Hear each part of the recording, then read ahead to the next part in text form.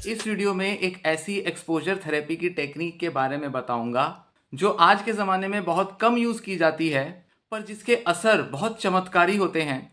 एक ऐसी टेक्निक जिससे सालों पुरानी बहुत गहरे में बैठी एंजाइटी, चाहे वो ओसीडी की एंजाइटी हो या फोबिया की एंजाइटी हो या किसी तरह का कोई ट्रॉमेटिक एक्सपीरियंस रहा हो, सोशल एंजाइटी, जनरलाइज्ड एंजाइटी, कैसे भी टाइप की एंजाइटी हो, ये टेक्निक कुछ ही सेशंस के अंदर, कुछ ही घंटों के अंदर कई सालों पुरानी एंजाइटी को जड़ से मिटाने की ताकत रखती है। और ये थेरेपी टेक्निक इतनी आसान भी नहीं होती अप्लाई करनी। ज़्यादातर लोग इस टेक्निक को अप्लाई कर भी नहीं पाते। इस टेक्निक का नाम है फ्लडिंग। फ्लड मतलब जैसे बाढ़ होती है, वैसे ही एक टाइप का एक्सपोजर जिसमें कि बहुत सारा इंटेंस एक्सपोजर एक पेशेंट को कुछ ही समय में दे दिया जाता है, जिससे कि पेशेंट की एंजाइटी जड़ से भाग सकती है। आमतौर पर ग्रेजुअल एक्सपोजर दिया जाता है, जिसमें थोड़ा थोड़ा सिचुएशंस के साथ एक्सपोज किया जाता है। पहले ऐसी सिचुएशंस जिसमें थोड़ी एंजाइटी आती हो, फिर कोई ऐसी सिचुएशन जिसमें ज़्यादा एंजाइटी आती हो। करते करते धीरे धीरे पेशेंट को पूरी तरह से उस फियरफुल सिचुएशन या थॉट्स के साथ इतना एक्सपोज कर दिया जाता है कि पेशेंट की एंजाइटी खत्म हो जाए। पर यहाँ पर थोड़े टाइम के अंदर बहुत सारा एक्सपोजर देकर, फ्लड की तरह, बाढ़ की तरह इतना ज्यादा एक्सपोजर थोड़े समय में दे दिया जाता है कि पेशेंट की एंजाइटी खत्म हो जाती है। धीरे धीरे पेशेंट समझ जाता है कि जिस चीज से वो डर रहा है उससे डरने की जरूरत ही नहीं है और वो एंजाइटी बिल्कुल खत्म हो सकती है। इसी टेक्निक के बारे में आज आपसे थोड़ा डिटेल में चर्चा करूंगा। तो आइए अब शुरू करते हैं। फ्लडिंग एक पावरफुल बिहेवियरल थेरेपी टेक्निक है जो एक्सपोजर थेरेपी का ही एक टाइप है।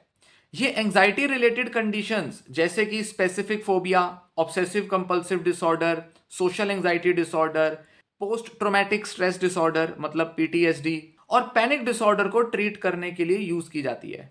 इसमें पेशेंट को उसके सबसे ज्यादा डरावने स्टिमुलस के साथ फुल इंटेंसिटी में इमर्स कर दिया जाता है, डुबो दिया जाता है। यानी बहुत लंबी देर तक बिना किसी एस्केप या बिना किसी सेफ्टी बिहेवियर के पेशेंट को एक्सपोजर दिया जाता है। इसका मकसद होता है कंडीशनड फियर रिस्पॉन्स को जल्दी से एक्सटिंग्विश करना, यानी कि खत्म करना, जिससे कि हैबिचुएशन अचीव हो पाए।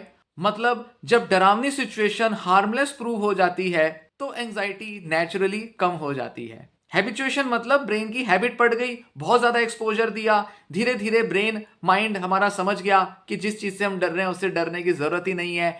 ऐसे में एंजाइटी गायब हो जाती है, क्योंकि उसके बाद उस एंजाइटी को, डर को रहने का कोई मतलब ही नहीं बनता। तो दिमाग अपने आप हील कर देता है और ये जो फियर रिस्पॉन्स होते हैं हमारे किसी सिचुएशन या थॉट्स को लेकर, वो एक्सटिंग्विश हो जाते हैं। जैसे फायर एक्सटिंग्विशर आग बुझा देता है, ऐसे ही ये फ्लडिंग टेक्निक, बाढ़ वाली टेक्निक एंजाइटी को बुझा देती है।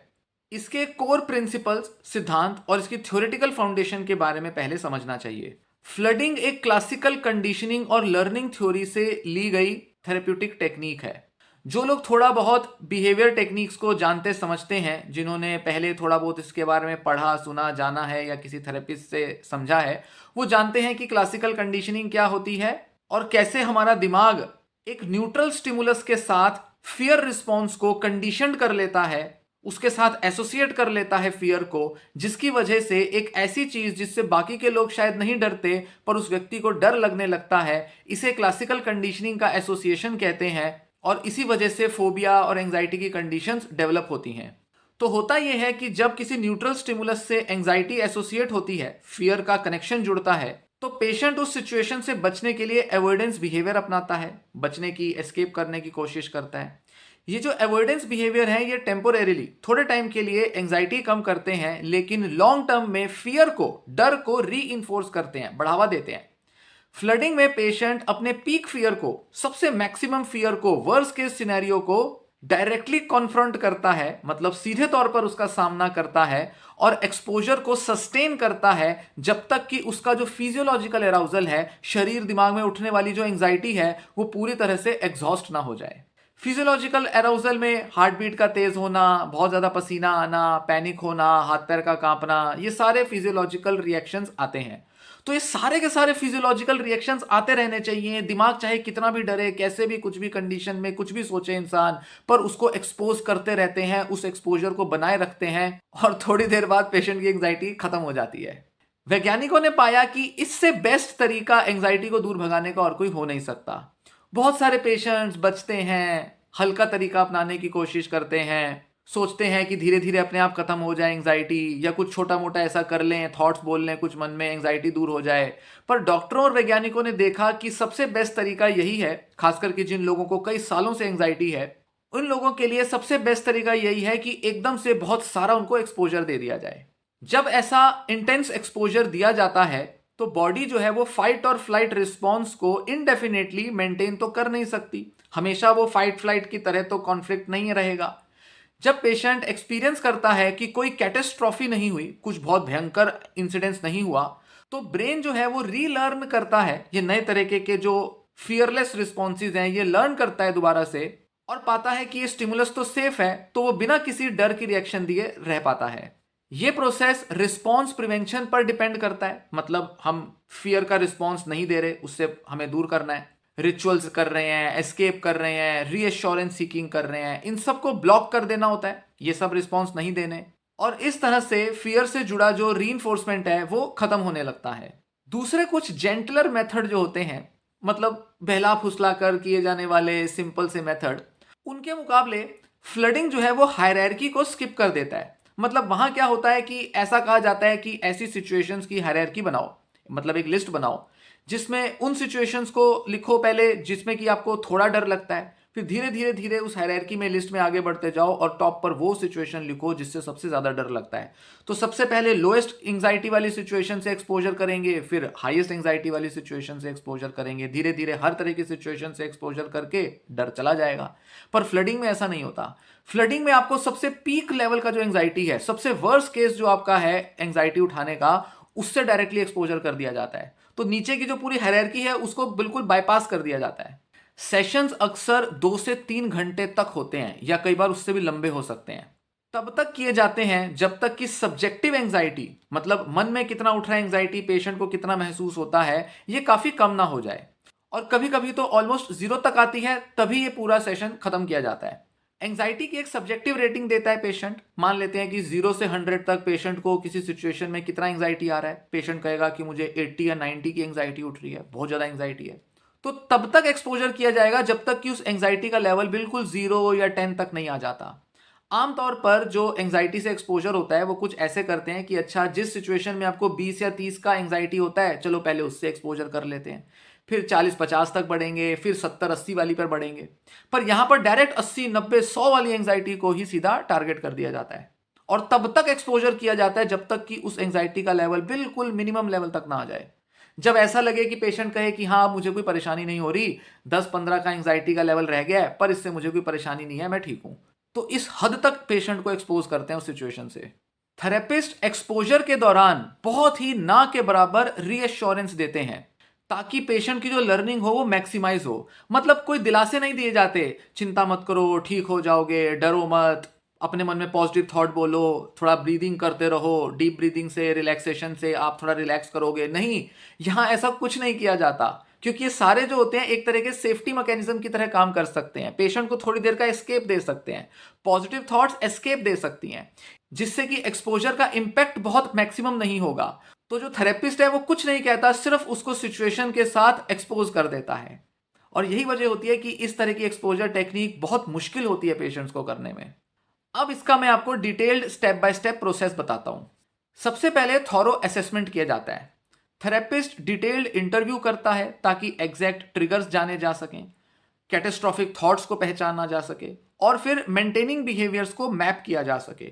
कौन से ऐसे बिहेवियर्स हैं जैसे कि सेफ्टी या अवॉइडेंस बिहेवियर, जिससे कि इस तरह के जो एटीट्यूड्स हैं, अवॉइडेंस टेंडेंसीज हैं, वो बनी रह जाती हैं, इन सब का एक पूरा डिटेल लिया जाता है।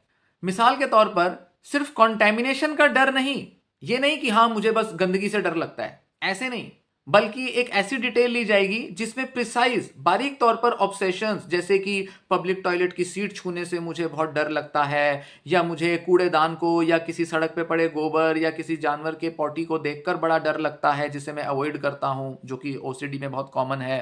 तो बहुत स्पेसिफिक बिहेवियर्स की यहां पर लिस्ट बनाई जाती है। फिर दूसरा स्टेप आता है साइको एजुकेशन और इन्फॉर्म्ड कंसेंट। पेशेंट को पूरा ये जो फ्लडिंग का प्रोसेस है ये समझाया जाता है, इसका पूरा लॉजिक बताया जाता है, इसकी साइंस बताई जाती है, पूरा डिटेल में डिस्कशन होती है, पेशेंट के अपने कुछ डर और चिंताएं जो हैं उसकी भी पूरी काउंसलिंग होती है उस चीज़ की। फिर पेशेंट को बताया जाता है कि किस लेवल का, किस तरह का पेशेंट को डिस्ट्रेस हो सकता है, पेशेंट को क्या एक्सपेक्ट करना चाहिए, थेरेपिस्ट किस तरीके से उसे एक्सपोजर कराएंगे, इसके बारे में पूरा डिटेल में बताया जाता है। फिर सिचुएशन में रहने की इम्पोर्टेंस बताई जाती है। भाई ये वाला एक्सपोजर बाकी की एक्सपोजर एक्सरसाइजेज से क्यों अलग है, इसकी इंपॉर्टेंस क्या है और क्यों इतना मुश्किल से एक्सपोजर पेशेंट को कराया जा रहा है, इसका पूरा डिस्कशन पेशेंट के साथ किया जाता है। फिर कंसेंट बहुत ज़रूरी है, क्योंकि इतना ज़्यादा एक्सपोजर पेशेंट के अंदर बहुत ज़्यादा इमोशनल इंटेंसिटी को बढ़ा देगा। तो डॉक्टर जो है वो ज़बरदस्ती बस बिना कुछ एक्सप्लेन किए पेशेंट को एकदम से बिल्कुल एक्सपोजर की आग में धकेल नहीं देगा। पहले उसको पूरा समझाएगा और उसका कंसेंट लेगा कि क्या वो तैयार है इस तरह के एक्सपोजर के लिए, क्या उसने पहले कभी एक्सपोजर किया है, क्या उसको पहले थोड़ा बहुत एक्सपोजर से हेल्प मिली है। जिन पेशेंट्स को पहले थोड़ा बहुत हेल्प मिला होता है एक्सपोजर से, वो लोग इस तरह के एक्सपोजर टेक्निक के लिए ज़्यादा जल्दी तैयार हो जाते हैं। पर जिन लोगों ने हमेशा बचने की कोशिश की है एक्सपोजर से, क्योंकि इंटरनेट से, यूट्यूब से आपने बहुत सुन लिया होगा कि एक्सपोजर थेरेपी ये वो सब काम करता है, पर फ्लडिंग जैसी एक्सपोजर थेरेपी करने में जब डॉक्टर थेरेपिस्ट पेशेंट को बताएगा तो पेशेंट तो दूर भागेगा। पेशेंट को लगता है कि अरे मैंने इसके बारे में सुना है पर मेरे बस की नहीं है करना। तो ऐसे में पेशेंट के साथ जब कंसेंट ही नहीं मिलेगा, पेशेंट तैयार ही नहीं होगा, तो डॉक्टर आगे नहीं बढ़ेगा। पर जो पेशेंट आगे बढ़ता है, जो तैयार रहता है इस तरह के एक्सपोजर के लिए, जो समझता है कि इस एक्सपोजर की क्या नीड है, क्या फ़ायदा हो सकता है, तो पेशेंट का कंसेंट लेकर तभी डॉक्टर आगे बढ़ते हैं। थोड़ा बहुत पेशेंट को कोपिंग मैकेनिज्म सिखाए जाते हैं, उसके बारे में एजुकेट करता है डॉक्टर। पर यह भी बताते हैं कि जो कोर एक्सपोजर थेरेपी होगी उसके दौरान रिलैक्सेशन एक्सरसाइज भी नहीं की जाएगी। तो ये अगर पेशेंट को करना है तो थोड़ा देर पहले कर ले और पूरे रिलैक्स्ड माइंड के साथ ही वो एक्सपोजर करने आए। नहीं तो हैबिचुएशन का जो प्रोसेस होगा, जिससे कि एंजाइटी बाद में कम होने लगती है, मतलब बहुत तेज एंजाइटी आएगी फिर उसके बाद कम होगी, ये जो हैबिचुएशन हो रहा है इसमें बाधा आ जाएगी अगर पेशेंट बीच में रिलैक्स करने लगेगा या बीच में थोड़ा सा गैप ले लेगा। इसलिए पेशेंट को पूरा मेंटली प्रिपेयर किया जाता है कि आपको सिर्फ एक्सपोजर करना है और कोई दूसरा तरीका नहीं लगाना है। फिर तीसरा स्टेप होता है एक्सपोजर का इंप्लीमेंटेशन, इन वाइवो फ्लडिंग। मतलब यहां थॉट्स में नहीं, एक्चुअल रियल सिचुएशन में पेशेंट को एक्सपोज कराया जाता है। रियल लाइफ कॉन्फ्रंटेशन, जैसे अगर किसी जानवर का फोबिया है तो उसके साथ डायरेक्ट कांटेक्ट कराया जाएगा। जैसे मान लीजिए कुत्ते का या चूहों का फोबिया है, तो पेशेंट को एक्चुअल में रियल कुत्ते के साथ ही डायरेक्ट एक्सपोजर कराया जाएगा। और अगर बहुत डरावने से कुत्ते के साथ डर लगता है पेशेंट को, तो डरावने से कुत्ते के साथ ही एक्सपोजर कराया जाएगा। फिर आता है इमेजिनल फ्लडिंग। इमेजिनेशन में मतलब इन विट्रो जिसे कहते हैं, जिसे इम्प्लोसिव थेरेपी भी कहते हैं। इम्प्लोड मतलब एकदम कोलैप्स हो जाए, भस्म हो जाए, एक्सटिंग्विश हो जाए, तो ये होता है इम्प्लोसिव थेरेपी या इमेजिनल फ्लडिंग। बहुत ही क्लियर, बहुत ही डिटेल्ड स्क्रिप्ट तैयार की जाती है ताकि पेशेंट अपने वर्स्ट फियर्स को इमेजिन करे, जिसमें जो भी कैटास्ट्रॉफिक हो सकता है, सबसे भयंकर जो चीज हो सकती है, उसको और ज्यादा एग्जैजरेट किया जाता है और बढ़ा चढ़ा के उसके साथ एक्सपोजर किया जाता है। फिर पेशेंट स्क्रिप्ट को नरेट करता है या उसे रिपीटेडली सुनता है, या तो रिकॉर्डिंग सुनेगा या उसे बोलेगा। फिर आती है हाइब्रिड या फिर virtual reality assisted in vivo flooding.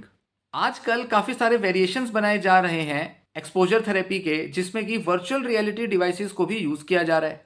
अब वर्चुअल रियलिटी में भी काफी सारा एक्सपोजर किया जा सकता है, जिससे कि पेशेंट को ये पता होता है कि ये रियल वर्ल्ड एक्सपोजर तो नहीं है, तो पेशेंट थोड़ा सेफ तो फील करता है, बट साथ ही क्योंकि उसके डर वाला स्टिमुलस से उसको एक्सपोज किया जाता है और जब बहुत ज़्यादा फ्लडिंग कर दिया जाएगा तो ऐसे में ये भी उतना ही अच्छा इम्पैक्ट डाल सकता है जितना कि कोई रियल लाइफ एक्सपोजर या फिर इमेजिनल एक्सपोजर। फिर चौथा स्टेप आता है सस्टेन्ड एक्सपोजर और मॉनिटरिंग। मतलब एक्सपोजर को अब लंबे समय तक बनाए रखा जाए। पेशेंट फुल्ली इंगेज रहता है अपने एक्सपोजर एक्सरसाइज में जब तक कि एंजाइटी पीक पर ना पहुंच जाए और वो नेचुरली डिक्लाइन ना हो जाए। थेरेपिस्ट सेल्फ रिपोर्ट या फिर फिजियोलॉजिकल मेजर से मॉनिटर करते हैं, लेकिन डिस्ट्रेस को प्रीमेच्योरली कम करने के लिए इंटरवीन नहीं करते। मतलब हो सकता है कि जो थेरेपिस्ट है वो कुछ जीएसआर की रेटिंग ले ले, मतलब गैल्वेनिक स्किन रिस्पॉन्स, जो कि स्ट्रेस एंजाइटी को इंडिकेट करता है। पेशेंट का बीपी मेजर कर ले, पेशेंट का बॉडी टेम्परेचर मेजर कर सकते हैं, कुछ ऐसे तरीके जिससे कि ऑब्जेक्टिवली मेजर किया जा सके, या फिर सब्जेक्टिव रेटिंग जैसा कि मैंने पहले बताया था। पर सीधे तौर पे थेरेपिस्ट जो है वो पेशेंट को कुछ इंस्ट्रक्शन नहीं देते कि तुम ये कर लो या वो कर लो अपनी एंजाइटी कम करने के लिए। नहीं, वो कहते हैं एंजाइटी कम करनी है तो वो एक्सपोजर से ही करनी है। फिर पांचवा स्टेप आता है डीब्रीफिंग, रिपीटिशन और होमवर्क। मतलब अब सेशन खत्म हो गया, सेशन के बाद डिस्कशन होती है जिसमें इनसाइट्स को प्रोसेस किया जाता है, डिस्कस करते हैं, शेयर करते हैं कि पेशेंट को क्या महसूस हुआ, कैसे वो कर पाया, कितना आसान, कितना अच्छा, सारी डिस्कशन होती है। पेशेंट बता सकता है कि मेरे को डर तो बहुत लग रहा था, बहुत मुश्किल हुआ ये फ्लडिंग करना, पर फिर भी जिस चीज़ का मुझे डर था कि ये बुरा होगा या वो बुरा होगा, ऐसा तो कुछ हुआ नहीं। तो इस तरह से पेशेंट अपने को लॉजिकली कन्विंस नहीं करता कि नहीं मुझे तो कुछ भी नहीं हो रहा, पास्ट में भी कुछ नहीं हुआ, देखो दूसरों को भी कोई प्रॉब्लम नहीं होती। इस तरह से जबरदस्ती लॉजिकली कन्विंस नहीं करना, खुद बिहेवियर एक्सरसाइज करके, एक्सपोजर करके खुद को, दिमाग को यकीन दिलाना है कि जिस बुरे का डर लगता है वो बुरा तो एक्चुअल में हुआ ही नहीं, तब जब मैंने एक्चुअल में एक्सपोज किया। अब ये पहला जो इंटेंस एक्सपोजर का सेशन हुआ है, इसके बाद थोड़े बहुत और सेशन लिए जा सकते हैं। आने वाले टाइम में ग्रेडेड एक्सपोजर किया जा सकता है या थोड़े से और इंटेंस एक्सपोजर किए जा सकते हैं। हालांकि कोशिश की जाती है कि पहले सेशन को ही लंबा कर दिया जाए और पहले सेशन में ही ज़्यादा से ज़्यादा एक्सपोजर कर दें, ताकि पेशेंट को जो मेन स्ट्रेस था वो पहले सेशन में ही उसने झेल लिया, अब बाकी टाइम उसको सिर्फ थोड़ा बहुत ही स्ट्रेस और एंग्जाइटी हैंडल करना है, जो भी बचा कुचा रह गया है बस उसी को दूर करना है। तो इस तरह से थोड़े और सेशंस लेकर जो पेशेंट को जो गेन्स मिले हैं, फ़ायदे मिले हैं, उनको रीइंफोर्स किया जाता है और थोड़ा प्रोत्साहन दिया जाता है। कुछ होमवर्क एक्सरसाइजेज दी जाती हैं जो कि डेली लाइफ में करना है और इस तरह से एक्सपोजर को रिपीट करने के लिए कहा जाता है। मैकेनिज्म ये होता है कि एंग्जाइटी का नेचुरल डीके पेशेंट एक्सपीरियंस कर सके। डीके मतलब उसकी गिरावट, उसका खत्म होना। और हर एंग्जाइटी की साइकिल का एक बेल शेप कर्व होता है, मतलब एंग्जाइटी पहले बढ़ेगी, बहुत तेजी से जाएगी पीक पर, फिर अपने आप नीचे आ जाएगी। ये कर्व हमेशा एंग्जाइटी फॉलो करती ही करती है। इसी को पेशेंट को फॉलो कराना है, इसी को पेशेंट को एक्सपीरियंस कराना है। और जितना लंबा ये एक्सपोजर होगा, जितना इनएस्केपेबल होगा, पेशेंट के पास एस्केप के चांस ही खत्म हो गए, तो जो अवॉइडेंस और फियर की जो साइकिल है वो टूट जाएगी। नहीं तो आमतौर पर क्या होता है, पेशेंट थोड़ा सा एक्सपोजर करता है फिर बच के निकल लेता है। घर पर आप जब ये यूट्यूब वीडियोस देखकर या कहीं पढ़ के जब आप अपना एक्सपोजर करते हो, तो एक्चुअल में वो एक्सपोजर काम क्यों नहीं करते? आपको लगता है हमने तो बहुत एक्सपोजर ट्राई किया, एंग्जाइटी खत्म नहीं हुई, पर एक्चुअल में आप एक्सपोजर करते ही उससे एस्केप का एक नया रास्ता तलाश लेते हो। आपके पास हमेशा कोई एक स्ट्रेटेजी बन जाती है, मन में कुछ सोच लोगे, डिस्ट्रैक्ट हो जाओगे या पूरी इंटेंसिटी तक करोगे नहीं एक्सपोजर को। तो होगा क्या, थोड़ी देर किया उसके बाद छोड़ दिया, फिर सोचेंगे अच्छा कल करेंगे, परसों करेंगे, करते करते कई दिन निकल जाते हैं, फिर थोड़ा सा एक्सपोजर करते हो, फिर वही 5-10 मिनट के एक्सपोजर के बाद फिर गिव अप कर देते हो। तो कहने को लग रहा है आपने कई हफ्तों तक बहुत सारा एक्सपोजर किया, पर जो इंटेंसिटी होनी चाहिए एक्सपोजर में वो आप लैक करते हो, कमी रह जाती है उसकी। और यही वजह होती है कि जब आप खुद ये सब एक्सरसाइज करते हो तो उनका ज़्यादा फर्क नहीं आता। तो ये जो अवॉइडेंस की और एस्केप करने की जो आपकी टेंडेंसी है, उसके साइकिल को तोड़ना है तो उसके लिए थेरेपिस्ट से मिलना जरूरी होता है, और इंटेंस एक्सपोजर करना बहुतों के लिए जरूरी हो सकता है। अब ऐसे ही एक और टेक्निक होती है जिसे सिस्टमैटिक डिसेंसिटाइजेशन कहा जाता है, जो कि फ्लडिंग का बिल्कुल ऑपोजिट है। वो भी एंग्जाइटी दूर करती है, हर तरह की एंग्जाइटी दूर किया जा सकती है, पर वो थोड़ा माइल्ड वर्जन होता है, उसमें ग्रेजुअल एक्सपोजर किया जाता है। जोसेफ वॉल्पे एक वैज्ञानिक थे, उन्होंने उसे बनाया था, और उसमें वो फियर हायरार्की यूज करते हैं। माइल्ड स्टिमुलाई से शुरू करके प्रोग्रेसिव मसल रिलैक्सेशन के साथ पेयर किया जाता है एक्सपोजर को, मतलब एक्सपोजर भी कर रहे हैं, एंग्जाइटी का भी दूर करने का रिलैक्सेशन एक्सरसाइज कर रहे हैं। तो इस तरह से धीरे धीरे जब ज़्यादा टॉलरेबल हो जाती है ये एंग्जाइटी और थोड़ा बहुत डिस्ट्रेस टॉलरेंस आ जाता है पेशेंट में, तो उसके बाद धीरे धीरे एक्सपोजर की इंटेंसिटी बढ़ाई जाती है, मतलब थोड़े सीवियर स्टिमुलस के साथ एक्सपोजर किया जाता है। इस तरह की थेरेपी थोड़ी जेंटल होती है, मतलब बहुत नाजुक तरीके से किया जाता है, टॉलरेबल होती है पेशेंट के लिए, सहन कर सकते हैं। और जिन पेशेंट्स के अंदर डिस्ट्रेस टॉलरेंस ज़्यादा नहीं होती, जो थोड़ा सा भी मन में डिस्ट्रेस आता है तो घबरा जाते हैं, परेशान हो जाते हैं, उनके लिए सिस्टमैटिक डिसेंसिटाइजेशन यूज़ की जाती है, ग्रेजुअल एक्सपोजर यूज़ किया जाता है, क्योंकि वो फ्लडिंग वगैरह कर ही नहीं पाएंगे, वो तो डर जाएंगे, घबरा जाएंगे। इसलिए उन लोगों के लिए ये दूसरा ऑल्टरनेटिव होता है, पर इसमें सेशंस बहुत सारे लगते हैं। जहां फ्लडिंग का पूरा एक्सपीरियंस जो है वो 2-4 सेशन में निपट जाएगा और एक सेशन में तो इंटेंस एक्सपोजर हो ही जाएगा। बहुत से पेशेंट्स को तो दूसरे सेशन की ज़रूरत ही नहीं पड़ती, पर सिस्टमैटिक डिसेंसिटाइजेशन में 15-20 सेशंस आराम से लग सकते हैं। और सीवियर केसेस में बहुत ज़्यादा एंग्जाइटी है, कई सालों से है, उनमें तो और स्लो हो जाएगा प्रोसेस, 25-30-40 सेशंस लग सकते हैं। मतलब लगा लो कम से कम 3-4-6 महीने तो आपके सिर्फ एक्सपोजर थेरेपी में ही निकल जाएंगे। अब फ्लडिंग जो है वो बहुत ही एब्रप्ट, अचानक से की गई बहुत इंटेंस टेक्निक होती है, और पोटेंशियली ये बहुत फास्टर भी होती है, तेजी से असर लाती है, लेकिन शुरू में बहुत डिस्ट्रेसिंग होती है। रिसर्च इसको लेकर बहुत मिक्स्ड है, लेकिन जनरली बहुत पॉजिटिव रिजल्ट्स दिखाती है ये। फ्लडिंग कुछ फोबियाज में अवॉइडेंस को जल्दी से कम कर सकता है, स्ट्रॉन्ग फिजियोलॉजिकल चेंजेस एकदम से आ जाते हैं। बॉडीली रिस्पॉन्सेज जो पेशेंट को एंजाइटी में आते हैं उससे बहुत जल्दी मुक्ति मिल सकती है। हालांकि लॉन्ग टर्म स्टेबिलिटी में कभी कभी ग्रेजुअल मेथड्स यूज करना बेटर होता है। तो पेशेंट को थोड़ा ग्रेजुअल एक्सपोजर एक्सरसाइज करती रहनी पड़ेंगी और कुछ पेशेंट्स को ही ये फ्लडिंग दी जा सकती है। बहुत से पेशेंट्स पर ये फ्लडिंग टेक्निक तो एप्लीकेबल है ही नहीं। इनफैक्ट जैसा हालात हैं, जैसा मैं देखता हूँ और ज़्यादातर पेशेंट्स का जैसा माइंडसेट होता है, मैक्सिमम पेशेंट्स पर ये जो फ्लडिंग है ये एप्लीकेबल होती नहीं है।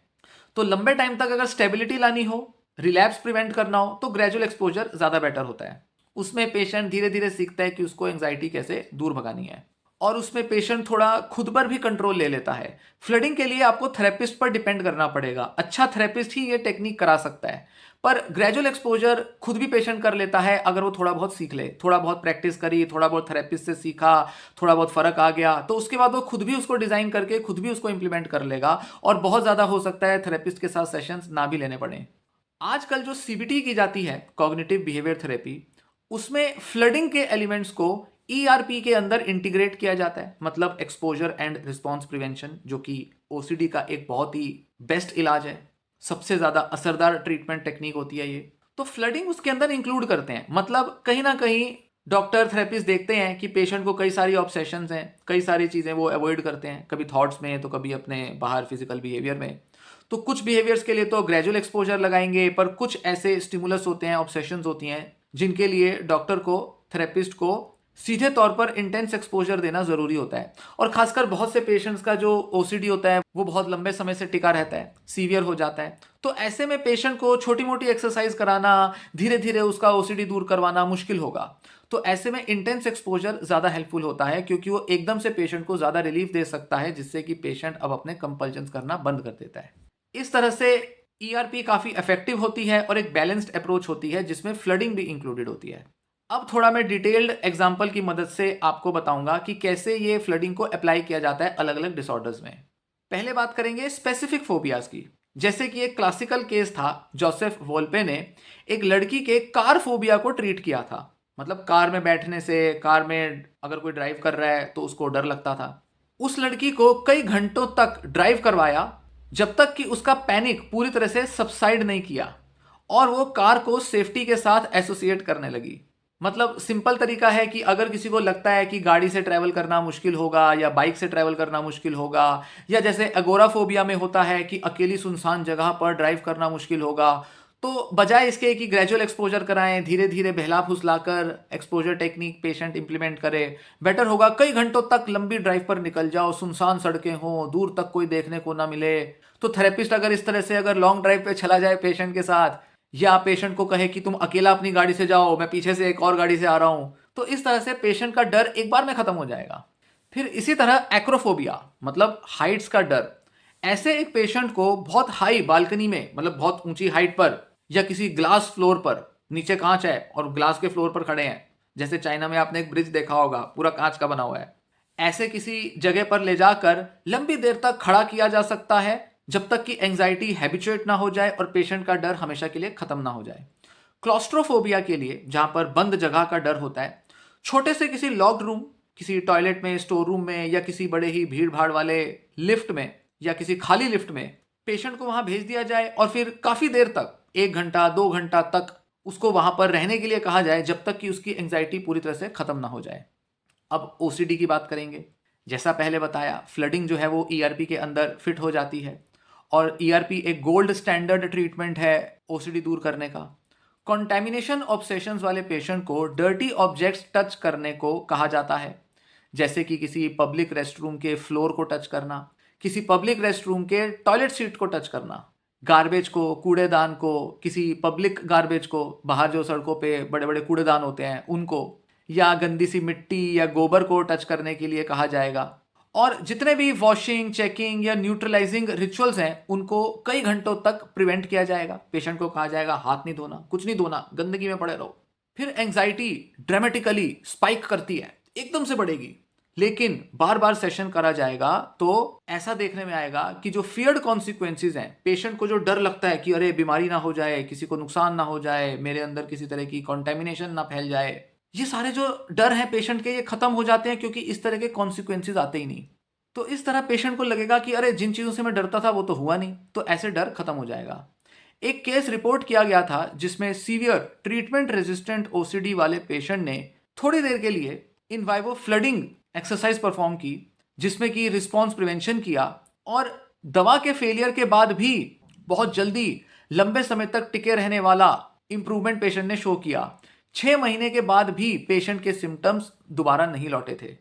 इमेजिनल फ्लडिंग या जिसे इम्प्लोसिव फ्लडिंग कहा गया है, उसकी स्क्रिप्ट में वर्स्ट केस ऑब्सेशंस को टारगेट किया जाता है, जैसे कि बहुत क्लियरली डिस्क्राइब करना, मेरे हाथ डेडली जर्म से भरे हुए हैं, उनके अंदर बहुत सारे बैक्टीरिया वायरस हैं जो मेरे अंदर शरीर में घुस रहे हैं, मेरी सांसों में घुस गए हैं, मेरे थ्रू अब वो मेरे फैमिली मेम्बर्स तक पहुंच गए हैं, मेरे फैमिली मेम्बर्स भी अब इन जर्म से बीमार होने लगे हैं, सब लोग बीमार पड़ गए हैं घर में और हमें हॉस्पिटलाइज कराने की नौबत आ गई है। इस तरह के वर्स्ट केस सिनेरियोस को इमेजिन करेगा पेशेंट, और ऐसे में उसे कोई मेंटल रिचुअल नहीं करना होता। ये ऑल आउट ऑफेंसिव अप्रोच, पूरा जड़ से खत्म करने का ऑफेंसिव अटैकिंग अप्रोच, कुछ पेशेंट्स को तो ओवरवेल्म करेगा, बहुत डर जाएंगे, लेकिन बहुत से पेशेंट्स के लिए ऑब्सेशंस और कंपल्जन्स की साइकिल को तोड़ने का इससे बेस्ट तरीका और दूसरा कोई नहीं होता। इनफैक्ट पेशेंट की रिकवरी को कई गुना तेजी दे सकता है ये इमेजिनल या इन वाइवो वाला रियल वर्ल्ड वाला फ्लडिंग प्रोसीजर। फिर सोशल एंजाइटी डिसऑर्डर में कैसे अप्लाई होता है, या सोशल फोबिया जिसे कहते हैं। फ्लडिंग कोर फियर्स, जिसमें कि पेशेंट को लगता है उसकी बेइज्जती की जाएगी, एम्बैरेसमेंट फील करेगा या नेगेटिवली उसे इवेल्युएट किया जाएगा, उसको टारगेट करता है पेशेंट।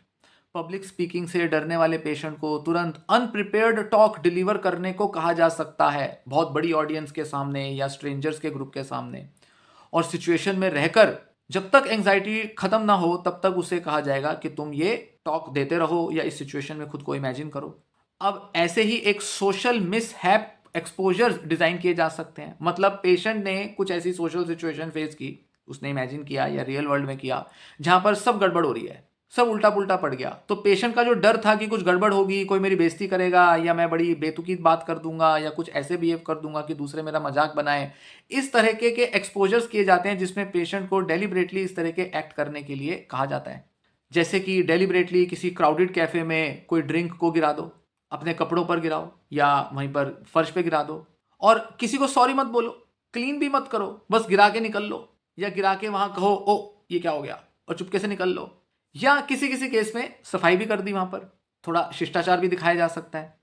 फिर किसी बिजी स्ट्रीट पर एक बहुत ही ऑब्वियस से फ्लॉ के साथ चलना, मतलब ऐसे चलना कि जैसे आपको किसी तरह की कोई प्रॉब्लम हो, जैसे अपनी पैंट की जिप खोल दो, शर्ट के बटन खोल दो, चेहरे पर सारे बाल बिखेर दो, गंदे कपड़ों में सड़क पे निकल लो, घर के बाहर किसी गली में या किसी अच्छी जगह पर जहां पर सब लोग बन ठन के आए हैं वहां घर के गंदे कपड़े पहनकर चल पड़ो, अपने जूते पर थोड़ा बहुत गोबर लगा लो और उसके साथ चलो, पब्लिक प्लेस पर जाकर जोर से छींको, गंदे से किसी रुमाल से या किसी टिश्यू पेपर से नाक पोंछो और नाक पोंछ के उसको मल के उसको अपनी जेब में रख लो, या बहुत ही अटेंशन सीकिंग वाले क्लोथ्स पहन के, चटक भटक वाले कपड़े पहनकर या थोड़ा सा बॉडी एक्सपोज करने वाले कपड़े पहनकर कुछ अजीबोगरीब हरकतें करो, छोटा मोटा कोई डांस स्टेप कर दो, पब्लिक में, मेट्रो में जा रहे हो, बस में जा रहे हो, ट्रेन में जा रहे हो, वहां पर छोटा मोटा डांस स्टेप कर दो। तो ऐसे कुछ एक्सपोजर एक्सरसाइज करने पड़ेंगे। या कुछ स्ट्रेंजर्स को अप्रोच करो और उनसे कुछ अजीब से सवाल पूछ लो, जैसे कई सारे पैसेंजर से 20 रुपए मांगना। इन सब टेक्निक्स का मकसद होता है कि जो पेशेंट ने बहुत सारा जो ओवर एस्टिमेशन लगाया है, बहुत बड़ा चढ़ा के चीज़ों को इवेल्युएट कर रहा है, सोच रहा है कि अरे लोग मेरे बारे में क्या सोचेंगे, लोग मुझे बेवकूफ़ समझेंगे, अटपटा मानेंगे, इस तरह के डर को टेस्ट करना है आपको। और टेस्ट करने के बाद आप पाएंगे कि ज़्यादातर जो रिएक्शंस हैं लोगों के, या तो वो न्यूट्रल हैं या वो बहुत ही हल्के फुल्के से होते हैं, जिसमें कि लगे कि वो छोटा मोटा आपको मजाक बना रहे हैं, पर उतना नहीं जितना कि आप सोच लेते हो अपने मन में। सेशंस तब तक कंटिन्यू होते हैं जब तक कि पेशेंट अपने जो परसीव्ड जजमेंट है, जो उसे लगता है कि लोग मुझे जज कर रहे हैं, इनके जो डिस्कंफर्ट है उसके साथ हैबिचुएट ना कर जाए। ग्रेडेड एक्सपोजर इसमें ज़्यादा कॉमन है, लेकिन फ्लडिंग एलिमेंट्स सीवियर केसेस में प्रोग्रेस को तेजी दे देते हैं, उसको स्पीड अप करते हैं, ताकि जो छोटे छोटे जो सटल से सेफ्टी बिहेवियर्स जो पेशेंट अपनाता है उनसे वो अपने को दूर कर सके, जैसे कि आई कांटेक्ट अवॉइड करना, इसको दूर भगाया जा सके, इसके लिए इंटेंस एक्सपोजर जरूरी होता है। अब पीटीएसडी में कैसे अप्लाई होगी? इमेजिनल फ्लडिंग में ट्रॉमा नरेटिव को रिपीटेडली बार बार डिटेल में रिकॉल करना होता है, कभी कभी बहुत एग्जैजरेटेड और वर्स्ट आउटकम्स के साथ इमेजिन करना होता है, जब तक कि इमोशनल इंटेंसिटी कम ना हो जाए, जिससे कि जो फ्लैशबैक्स हैं और जो अवॉइडेंस है उसमें कमी आ पाए। अब यहाँ पर लास्ट में कुछ इंपॉर्टेंट डिस्कशन करूंगा कि इस टेक्निक की इफेक्टिवनेस क्या है, इसके रिस्क क्या हैं और आजकल इसका क्या स्टेटस है, डॉक्टरों का आजकल के ज़माने में इसको लेकर क्या सोचना है। 1960 से 1980 के दशक तक काफ़ी सारे स्टडीज़ हुई फ्लडिंग को लेकर, और बाद में भी कई सारे रिव्यूज़ पब्लिश हुए जो कि इंडिकेट करते हैं कि फ्लडिंग बहुत इफेक्टिव हो सकता है। कभी कभी जो ये डिसेंसिटाइजेशन वाले जो ग्रेजुअल एक्सपोजर हैं उनसे भी ज़्यादा तेज़ी से एंग्जाइटी, अवॉइडेंस और उससे उठने वाले जो फिजियोलॉजिकल रिएक्शंस हैं उनके लिए ये बहुत ज़बरदस्त असर ला सकती है टेक्निक। हालांकि रिजल्ट्स जो हैं वो फोबिया के टाइप और पेशेंट के नेचर, पर्सनैलिटी, उसकी कंडीशन, इन सब पर डिपेंड करते हैं। ये फ्लडिंग टेक्निक बहुत तेज़ी से, बहुत अच्छे से हैबिचुएशन को प्रमोट करता है। हैबिचुएशन मतलब एंजाइटी का धीरे धीरे अपने आप कम हो जाना एक्सपोजर के बाद, और ये किसी भी तरह की एक्सपोजर टेक्निक का लक्ष्य होता है। तो फ्लडिंग इस हैबिचुएशन में तेजी लाता है, क्योंकि इसमें जो एक्सपोजर होता है वो लंबे समय तक चलता है और बहुत ज़्यादा इंटेंसिटी का होता है। तो पेशेंट के लिए एस्केप करना आसान नहीं हो पाता, इसलिए पेशेंट बहुत क्लियरली देख पाता है कि उसकी एंजाइटी बढ़ी और फिर एकदम से कम हो गई। लेकिन प्योर फॉर्म में फ्लडिंग आजकल इतनी कॉमन नहीं है, बहुत कम पेशेंट्स पर अप्लाई की जाती है। थेरेपिस्ट इसे बहुत सावधानी से सीबीटी या ईआरपी में इंटीग्रेट कर देते हैं ताकि पेशेंट को आराम भी मिल पाए और एथिक्स भी फॉलो किए जाएं, क्योंकि कहीं ना कहीं फ्लडिंग टेक्निक जो है वो बहुत अनएथिकल हो सकती है। क्यों? क्योंकि पेशेंट का डिस्ट्रेस बहुत ज़्यादा अगर बढ़ जाए, पेशेंट को इलाज से ही परेशानी होनी शुरू हो जाए, तो ये एक तरह का एथिकल कंसर्न आ जाता है। ऐसे इलाज करना ही क्यों जिससे कि पेशेंट और डिस्टर्ब हो। हालांकि टेक्निक का पूरा फोकस ही यही है कि इनिशियली तो बहुत ज़्यादा डिस्ट्रेस होगा, पर तभी जब पेशेंट इसके लिए तैयार है और पेशेंट इसके कॉन्सिक्वेंसेस समझता है और पेशेंट ने इसके बारे में खुद को अच्छे से एजुकेट किया है। इसीलिए मैं इस टेक्निक पर लंबा वीडियो बना रहा हूँ, ताकि अगर किसी को लगे कि हमें ये टेक्निक करना है तो वो पहले पूरा अच्छे से समझे कि इसमें क्या एक्सपेक्ट करना है और क्या हो सकता है। पर अगर एक बार इसे कर लिया, अगर अच्छे से इंप्लीमेंट कर लिया, तो सालों पुरानी सीवियर से सीवियर एंजाइटी भी कुछ ही सेशंस के अंदर, कुछ ही घंटों से कुछ ही दिनों के अंदर खत्म हो सकती है। इसीलिए इसे कुछ ही पेशेंट्स को प्रोवाइड किया जा सकता है।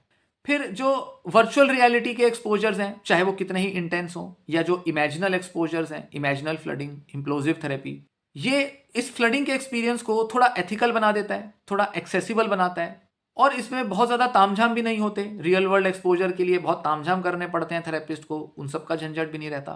फ्लडिंग के काफ़ी सारे रिस्क हैं, काफ़ी सारी इसकी लिमिटेशंस हैं। जैसा कि बताया कि शुरुआत में जब एंजाइटी तेजी पकड़ती है तो उससे बहुत ओवरवेलमिंग फील हो सकता है, बहुत मन पर बहुत इमोशनल इम्पैक्ट पड़ सकता है। थोड़े टाइम के लिए टेम्पोरेरीली सिम्टम्स बढ़ सकते हैं। अगर सही से ये एक्सपोजर एक्सरसाइज ना की जाए तो पेशेंट की कंडीशन एक्चुअल में ख़राब हो सकती है, जिससे कि पेशेंट को इमीडिएटली दवाई देनी पड़ सकती है। इसीलिए इस थेरेपी को कराने के लिए थेरेपिस्ट को बहुत ट्रेंड होना जरूरी है। और इस थेरेपी के ड्रॉप आउट रेट्स भी काफ़ी हाई हैं। इनफैक्ट नॉर्मल जो ईआरपी होता है, ग्रेजुअल एक्सपोजर होता है, उसमें भी ड्रॉप आउट रेट इतने हाई होते हैं, पेशेंट्स कर ही नहीं पाते, करना ही नहीं चाहते। जबकि ये एक्सपोजर बिहेवियर थेरेपी की एक्सरसाइजेज इतनी ज़्यादा इफेक्टिव हैं, पर social anxiety, phobia, agoraphobia, generalised anxiety, panic disorder और ओसीडी के पेशेंट्स ना के बराबर ये एक्सपोजर थेरेपी को अप्लाई करने में मोटिवेशन दिखाते हैं। इस वजह से बहुत से लोग इससे फ़ायदा ही नहीं ले पाते।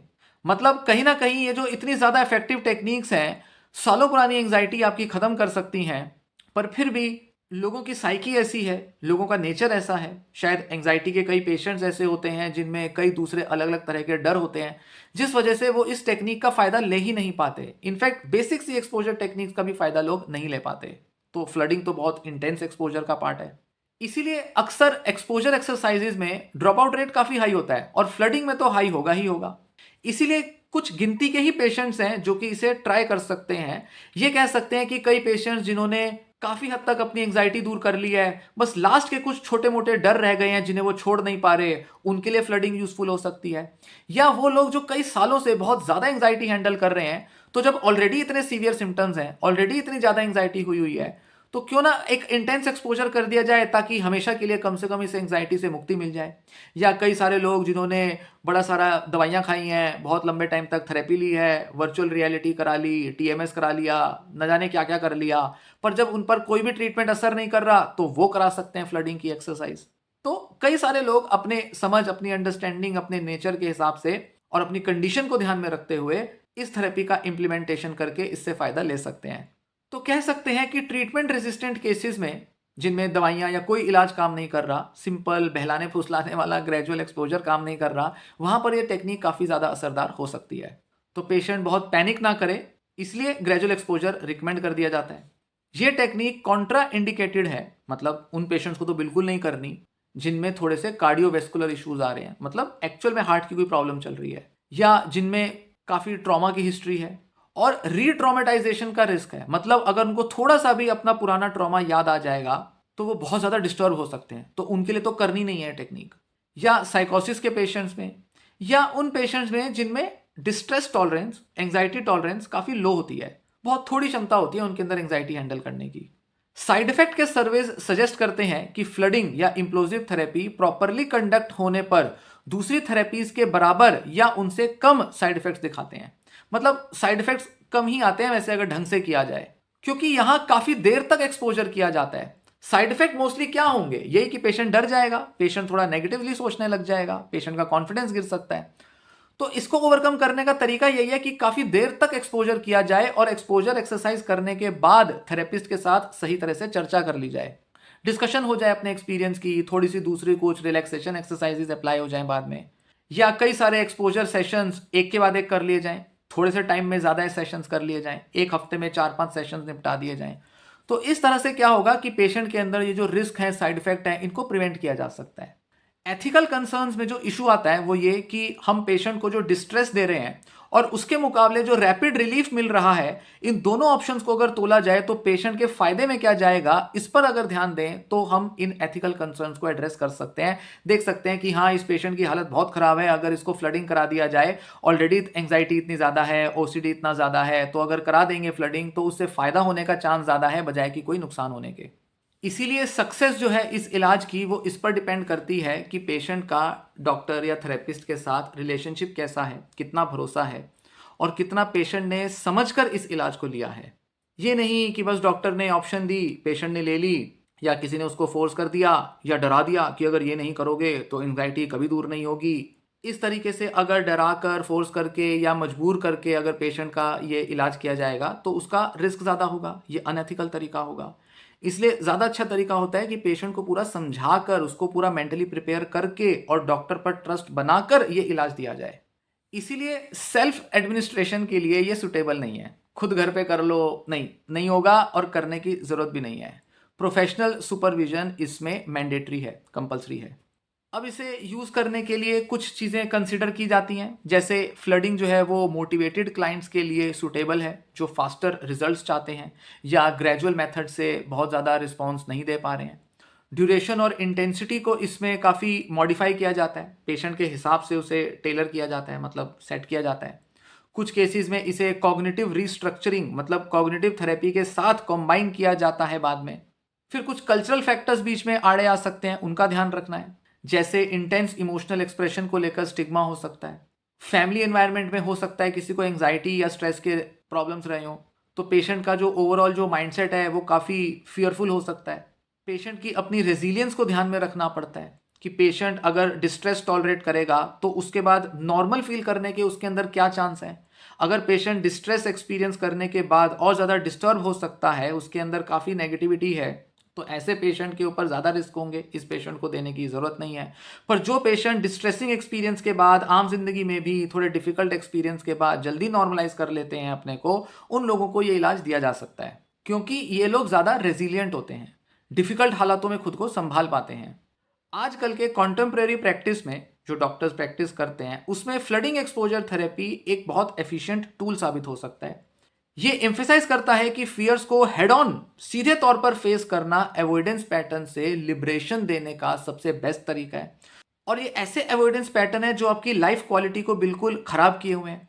सालों तक दवाइयाँ ले रहे हैं, कभी कोई दवा बदल रहे हैं, कभी किसी डॉक्टर के पास जा रहे हैं, कभी कोई आरटीएमएस का इलाज ले रहे हैं, नई दवाओं की खोज में लगे हुए हैं, कभी आयुर्वेद की तरफ जा रहे हैं, कभी छोटा-मोटा थेरेपी एक्सपीरियंस कर रहे हैं।